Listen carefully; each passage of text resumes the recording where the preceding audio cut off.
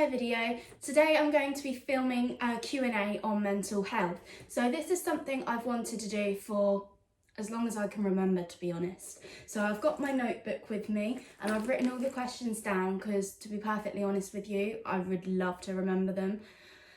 But this brain up here hasn't got a very good memory, so let's go. So I got quite a lot of questions because I put a poll up on Instagram and also from Facebook Messenger from some of my best friends. So I did have to select a few. So if you'd like to see the rest, I'll do a part 2. So just let me know down below and I'll get that up for you as well. So question number 1 is, how old were you when you started struggling with mental health? So mental health is something I've struggled with for as long as I can remember, to be honest. And it's really hard to not brush things off. It's like, oh, you're just a teenager, everyone goes through this. And I think that's what I really struggled with.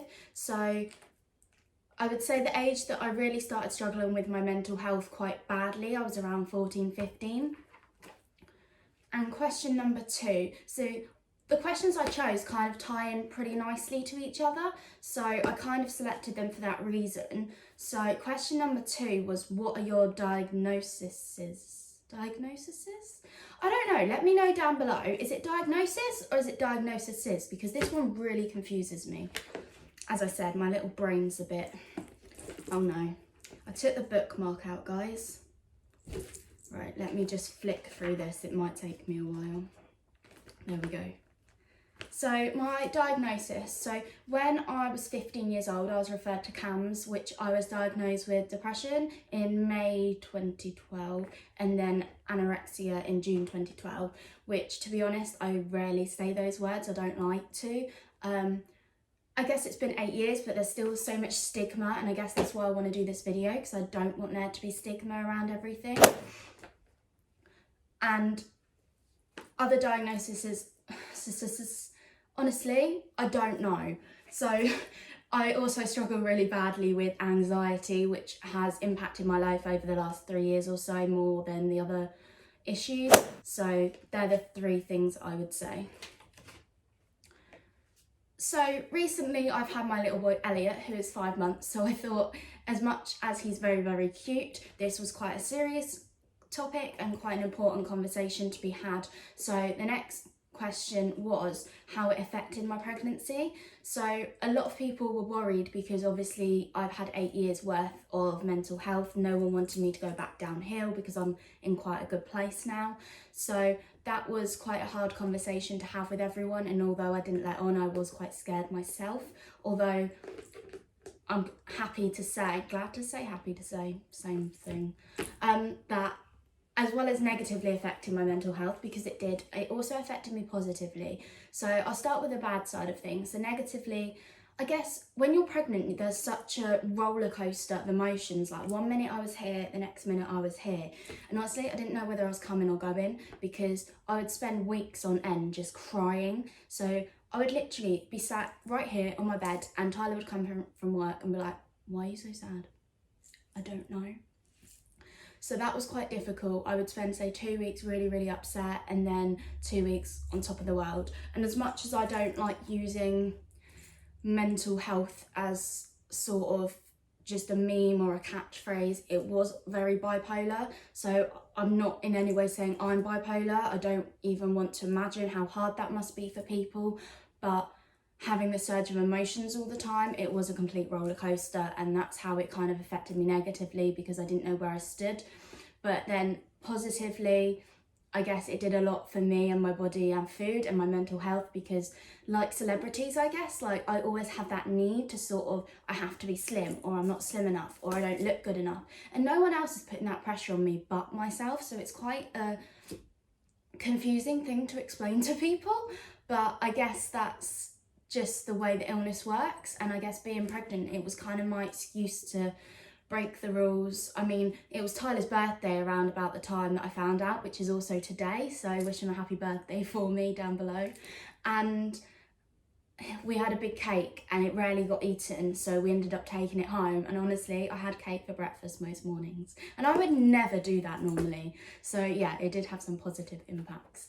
And although I gained quite a lot of pregnancy weight, I am pleased to say I am back down to my original weight. I am still trying to lose a little bit because obviously the mum body has changed my shape, but I can now wear my clothes, which I'm so happy about. And this was also a similar question, but how it impacted work. So a lot of you know I am cabin crew, and that can take such a strenuous role on your body and your mental health, because obviously you're flying here, there and everywhere all the time, so it can be quite lonely. So that did impact my mental health, and I think that's what caused a lot of my anxiety, mainly because I did become ill on a few flights, and that did cause my brain to jump from oh my god everything's perfect to oh my god I'm gonna die. And that's kind of what my anxiety is, like I'm perfectly fine or it's the end of the world. So I don't want to make this video too long, so if you want to know more, let me know down below as well, and I will do separate videos on each of these questions if there's any in particular that interest you guys more, because I feel like the pregnancy one and the work one I could go into a lot more depth, but obviously I don't want to make this video so long it bores you guys.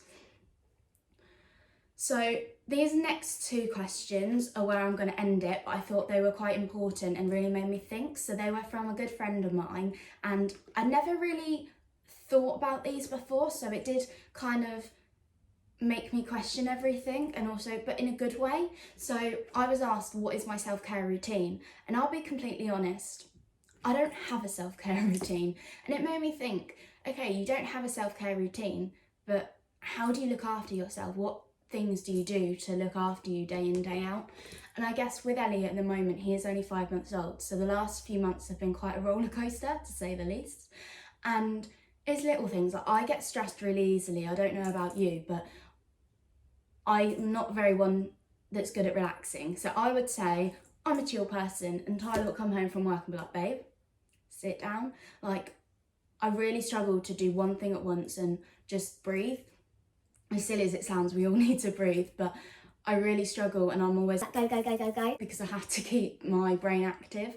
So if I've had a particularly stressful day, he'll come in from work, run me a bath. He got me a load of Lush bath bombs for Christmas, and I haven't used them all yet. So putting one of them in, or some like Radox sleep or relax bubble bath, and just sitting in there for as long as it takes, maybe half an hour, an hour and a half. He'll look after Elliot, and it's just a bit of me time. So I guess that's my self-care routine.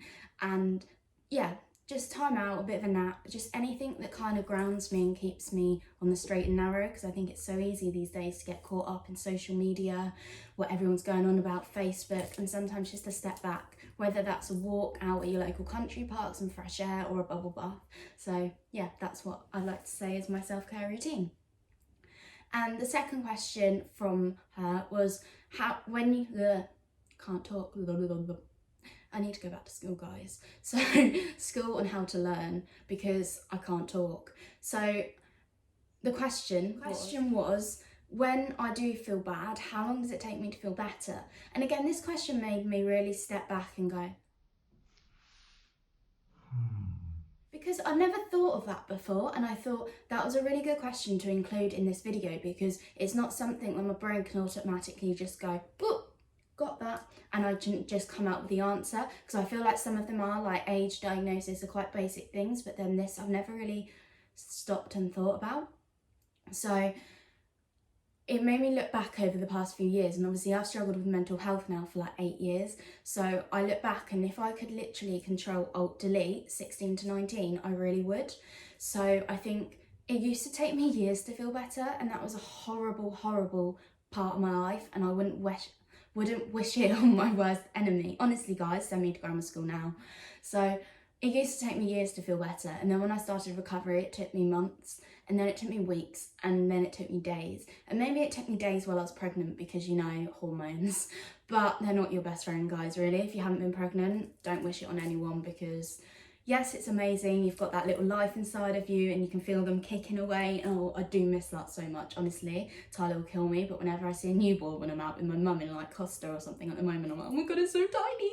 Like, I forget how small he was. I know he's still small, but he's not like teeny.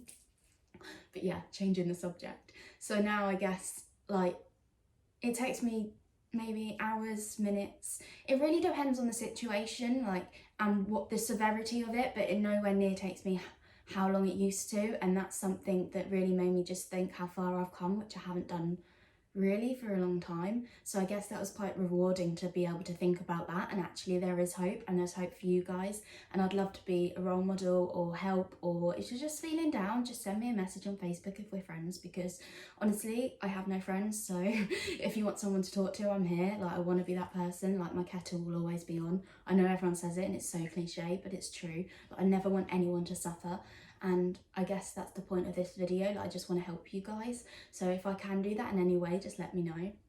So if you like this video, remember to give it a big thumbs up, subscribe and comment down below. See you guys again soon. Thanks, bye.